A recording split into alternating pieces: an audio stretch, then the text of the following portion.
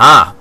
And Nauseam versus Demdare Mono Blue Tron, my favorite version of Tron. Now, apparently they have changed things. You can no longer look at people's sideboards when you Mindslaver lock them. I don't agree with this. I wanted to get all the information. I want to see what's in your hand. I want to see in your sideboard. I want everything. Give me all that information. Mono Bestron. What is up, Sacro? Did you miss Johnny playing? You missed him playing round number 2 against Leighton. He is also on camera in round 4, though. So we're in round 3 now, so you missed him once, but you can see him a second time soon. Did he lose? No, he 2-0'd. He crushed.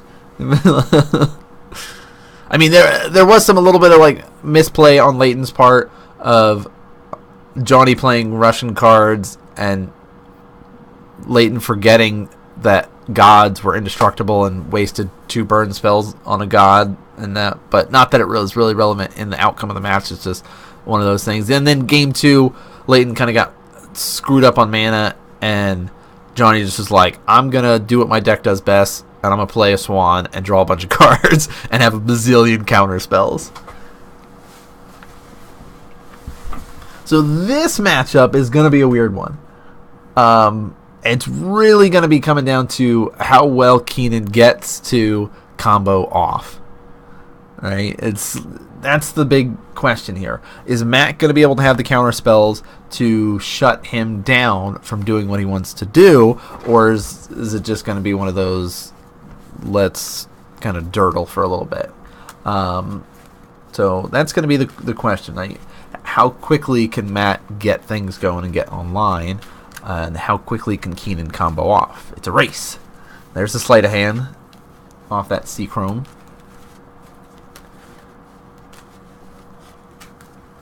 That's a pretty good start here. He says, here is my mine, here is my expedition map, and I shall pass. And Pentad Prism going to be used. Keenan going to lose a life to do that. Falls to 19.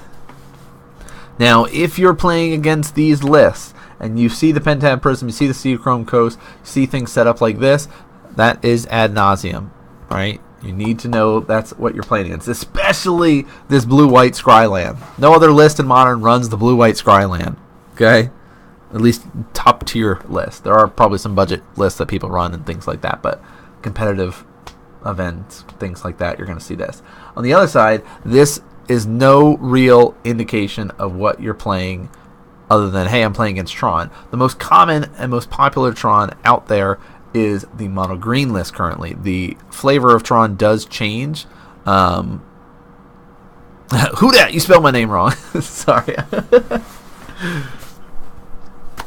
That's a nice indication here. So already the island's revealed, and now the jig is up. Hey, I'm actually playing mono blue Tron, and I have counter spells now.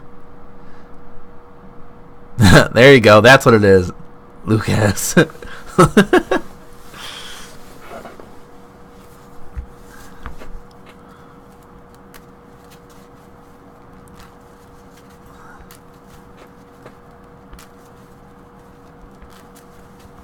Lucario. See the fun you guys miss out when you're watching on YouTube and not watching live, because you guys are missing out on all the fun and games that these players are doing. All right, so he says, hey, I would really love to start getting some enchantments out. Will you let me kind of set myself up so I can try to win, please?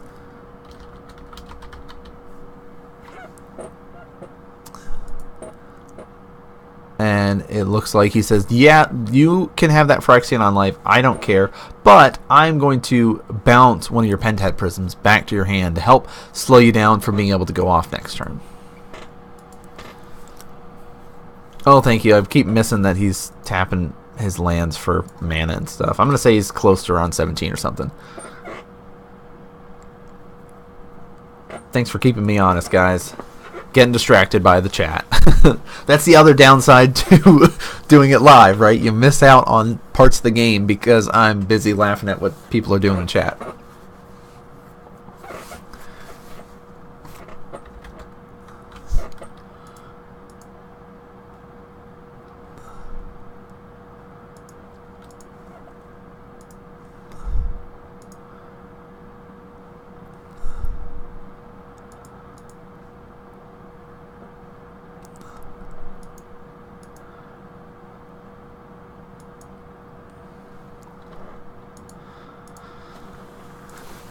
Alright, so knowing that Matt has this mana. Oh, okay, what's he returning this time? Oh, he says, okay, you're going to be using one of your spells, your only blue mana right now, to be bouncing things. He says, hey, I'm going to tap like this and go off. So, let's go to game 2. So that was the downside to the mono blue Tron, right? It's sitting there and it's trying to do kind of two things in a way. It's like, hey, I want to be a control player. I need my islands to be able to cast my things like my bounce spells, my counter spells, things like that. But I also am trying to assemble Tron and get a bunch of mana. Right, so I can play some big dumb stuff. I can play Worm Coils. I can play Mind Slaver. I can do things like that. Where Keenan is really just trying to assemble the right pieces and go off there. You know, get to 5 mana, have a way to keep myself alive through Phyrexian, Unlife, or Angel's Grace, and kill you with Lightning Storm. So that's kind of the way it's set up. Now, Matt was basically saying, okay, if I don't act now, you know, it's basically setting it up so you're going to kill me next turn. So by doing this on your turn, I'm hopefully delaying you, pushing you back kind of thing, and then giving me a chance to draw into things like counter magic. Like he didn't want to just sit there and just be too passive. But because of that, it kind of just say, hey, the coast is clear now. You've used all of your blue mana.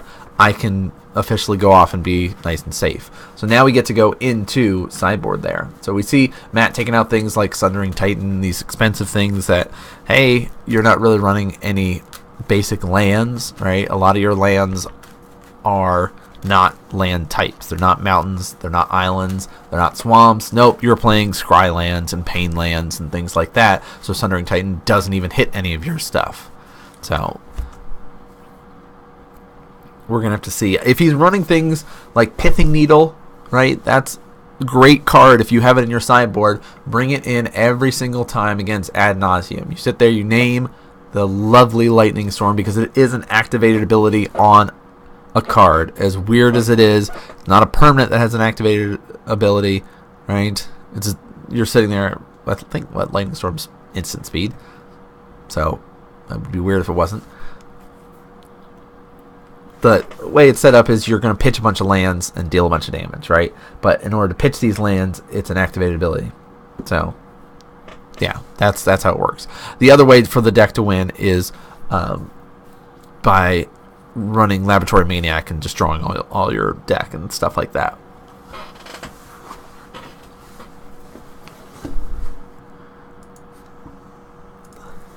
All right, game number 2 here.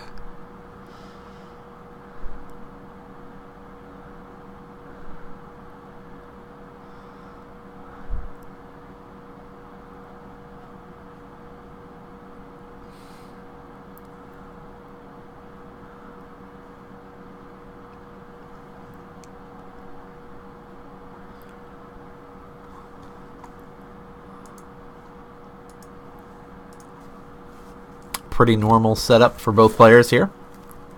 Gemstone Mine. Here's a sleight of hand.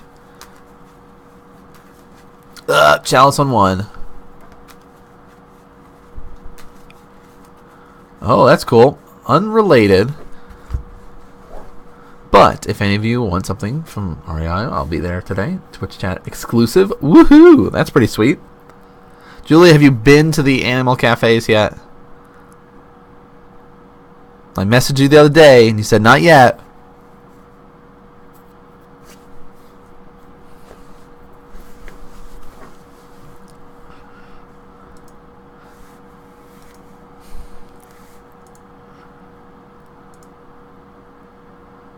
All right, pass. So now Keenan is stuck where normally he'd be casting his cantrips here. He can no longer do that. Johnny wants more swans. Just get me all the swans. I'm the only player that's allowed to have these swans. Oh, okay, good. I'm glad that you're going to get a chance to go.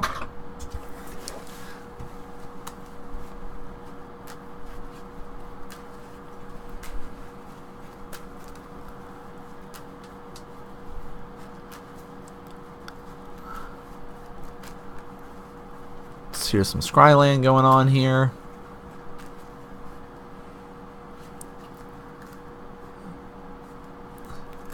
Thirst. I'm going to draw 3 cards, discard 2 unless I discard an artifact. There's a map. It's a very different game right now with Chalice cantripping or cutting off cantrips. Also, things are looking nice with the amount of islands that Matt has here. Another Scryland going on. Looks like he's happy with that. 3 mana, Laboratory Maniac. Kenna has it. No. Remand that. Take it back.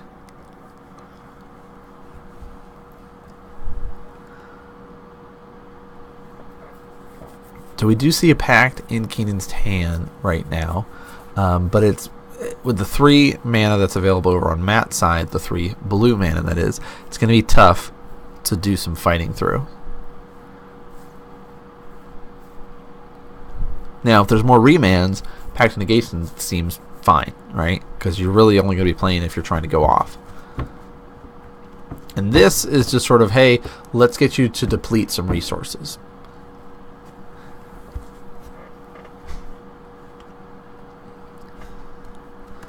Matt's going to draw a card. And he's kind of looking... he wants Tron to be assembled, but he's really just sort of kind of setting himself up with a lot of powerful spells. Now, Field of Ruin is nice because of the other card that Matt has in his hand. Crucible of Worlds. Another Gemstone. Caverns over there. Can I have it this time, he says.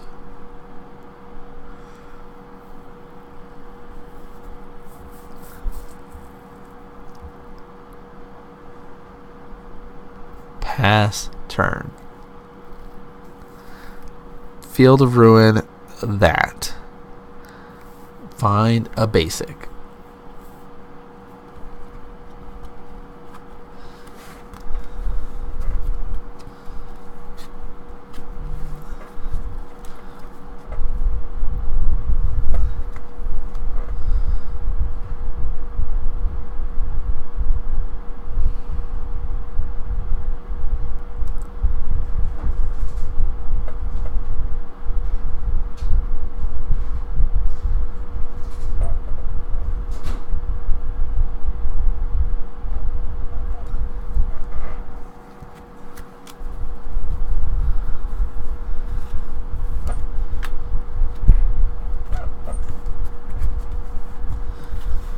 Alright.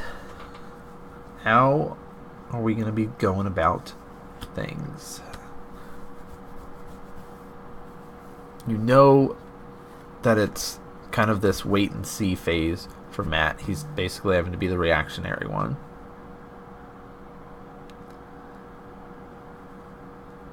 Keenan's going to push for damage. Pokey for 2. Didn't think I'd beat you down with this guy, did you?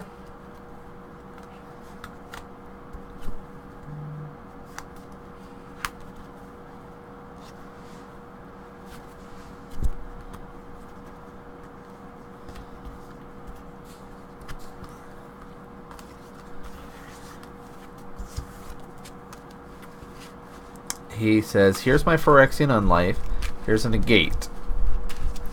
Keenan pulling that Pact of Negation up to his hand here because he's in this stage that says, okay, if this resolves, maybe I can cast Ad Nauseam here.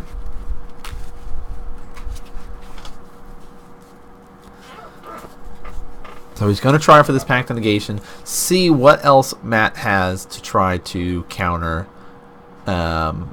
Looks like he's not ready to fight over it, but we're going to see remove this Simian Spirit Guide. Going to try to go off. 1, 2, 3, 4, 5. Here's my Ad Nauseam. Can I has this? Syncopade for 2, he says. Counter it unless you pay 2.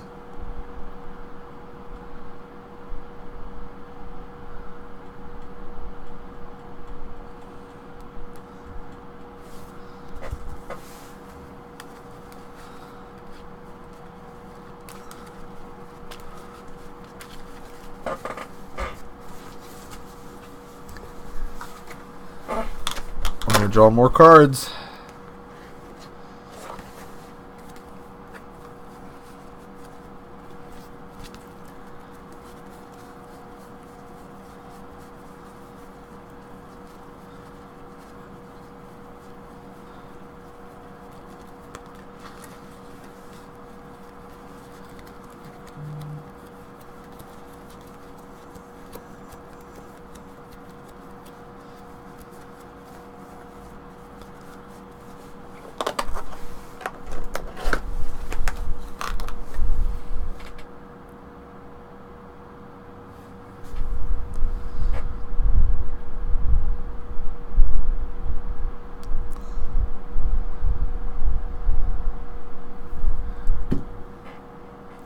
Worm Coil.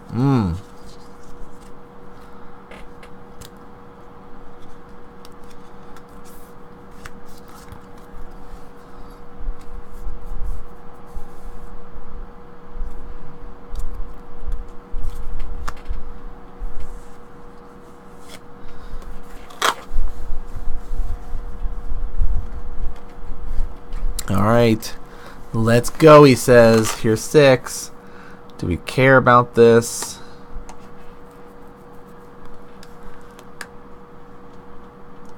I'll take 6.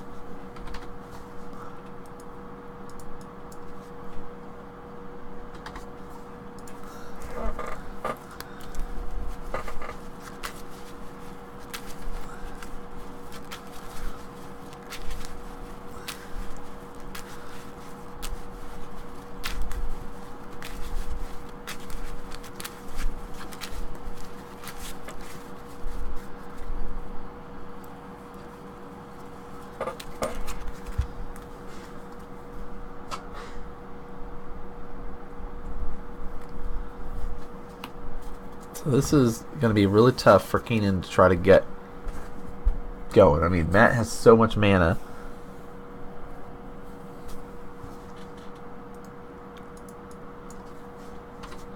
Keenan's going to fall to 8.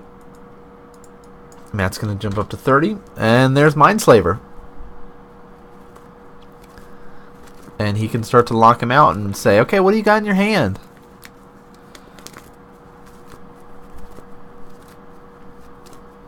Let's blow it up, he says.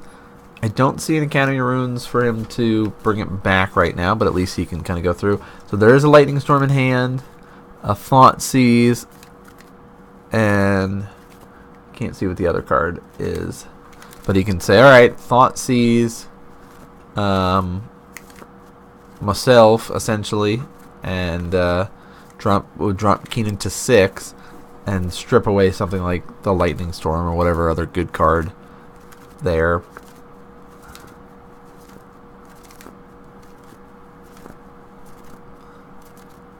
Let's return that to your hand. I'll draw a card.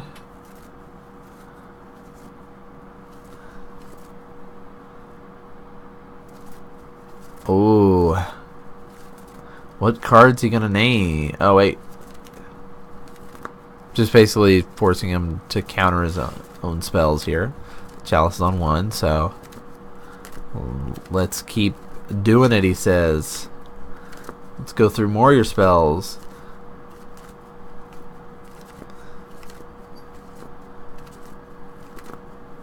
Negate that.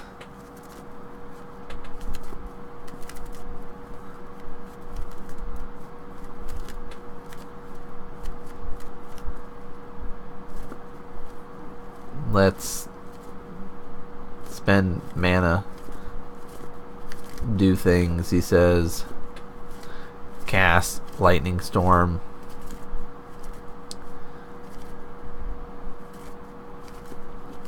Kill that.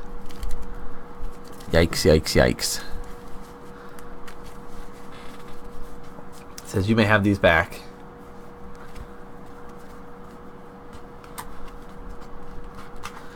And let's go to game 2.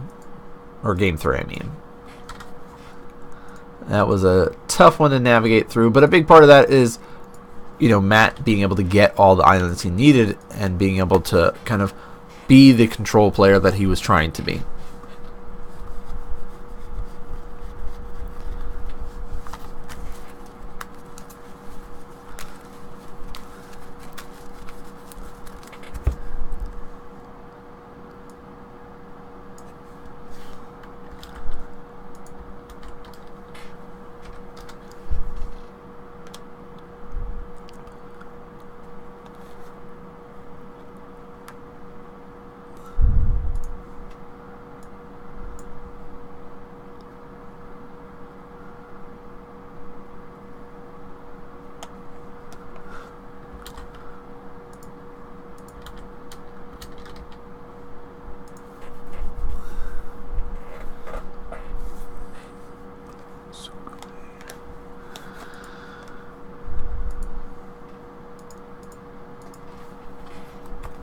RJ and Julia, you guys just keep speaking Japanese so I can keep translating what you guys are saying.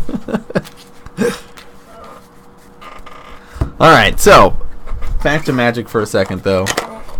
I'm just looking for excuses to get distracted by the chat tonight. It's, again, now Keenan is on the play, so it's going to be working a little bit better for him. That's not Japanese. That's just weird emojis. I refuse. Alright, Matt's not happy with his. We'll be shipping it back. And that's the thing you'll see from Tron players if things are not lining up nicely with how their opening hand is. It's okay to be able to do that.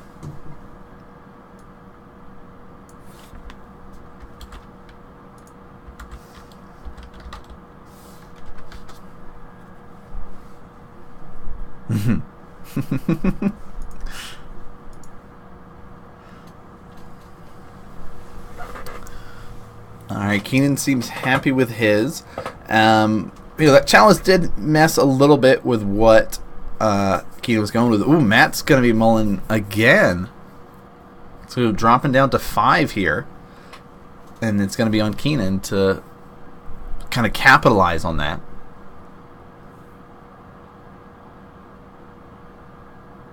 Raise your hand if you've been personally attacked by Keenan killing you with this deck in response to fetching a land. Yeah. I could say, yeah, I've died to doing something like that before. Pilot error. My error was activate search for Azcanta. Alright, let's do a counter war. Oh, I don't have enough mana to cast my second counter spell against you. Oh, I lose.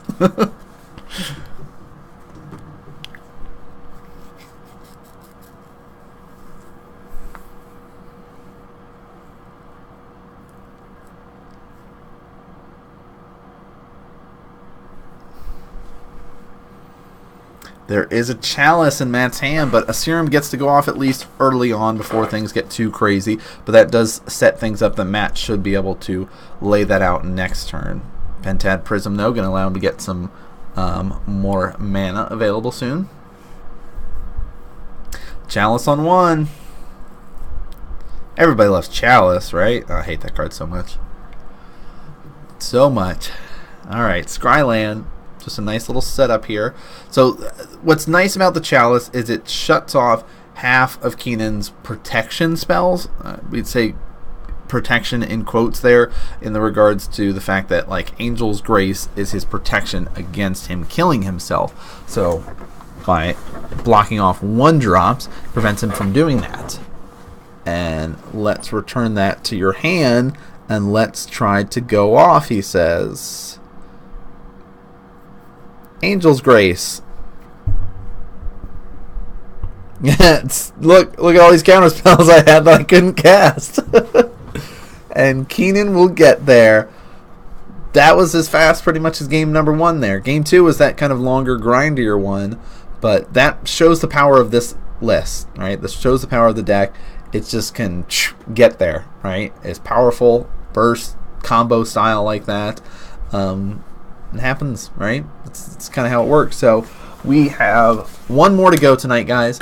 So thanks for tuning in and watching. We've already kind of been flying through. It's been super quick. A lot of 2-0s. That one was a kind of a 3 matches we got to see there, but still 2-1. So unless Chalice is on 3, I don't care about it.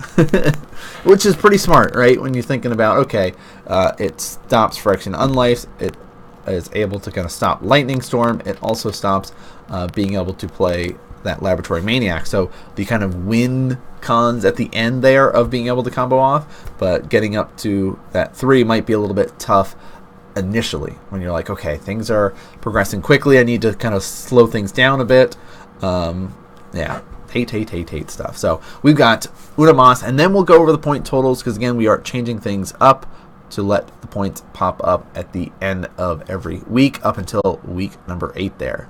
So let's hop over and watch a scrub on camera battle it out against a good player.